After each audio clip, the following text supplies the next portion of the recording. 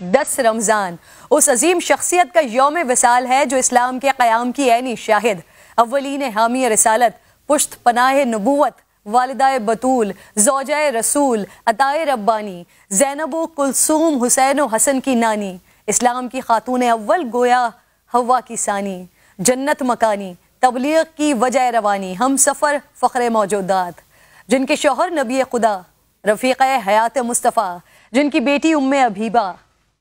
داماد شیر خدا، توقیر چوکھٹے سردار الانبیاء، طاہرہ پارسا کوہ وجود و سخا، منبع پارسائی و تقوی، ناصرہ محسنہ خاتون حجاز، عقیلہ قریش، محسنہ اسلام، ملکۃ العرب، خدیجۃ الکبریٰ رضی اللہ تعالی عنہا، جن پر آسمان سے سلام اترا، بغیر کسی توقف کے ایمان لانے والی، راہ تبلیغ میں ساتھ بٹانے والی، محبوب خدا کی دل جوئی کرنے والی، مصطفیٰ کے زخموں کی شاہد، امت کے غم سے بوجھل قلب مصطفیٰ کی تسکین کا سبب بننے والی،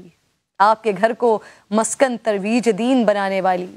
پاک اولاد کے ذریعے طعنہ ابتر سے بچانے والی، وہ زوجہ جنہوں نے آپ صلی اللہ علیہ وآلہ وسلم کی رفاقت میں سب سے زیادہ عرصہ گزارا، 25 سال آپ کی خدمت اقدس میں وقف کیے سال گزارے، آپ کی موجودگی میں نبی کریم صلی اللہ علیہ وآلہ وسلم نے دوسری شادی نہیں کی،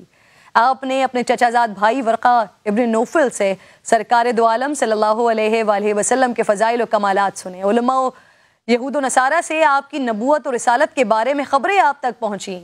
اور پھر آپ کے قلب مبارک میں عشق مصطفیٰ صلی اللہ علیہ وآلہ وسلم کی جو تپش پیدا ہو چکی تھی،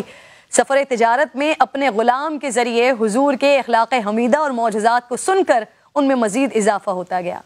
آپ فراق رسول میں آنسو بہاتی، بے قرار رہتی، عشق ایمان بن گیا، اور پھر اسی تڑپ نے آپ کو شریک حیات سردار الانبیاء بنا دیا،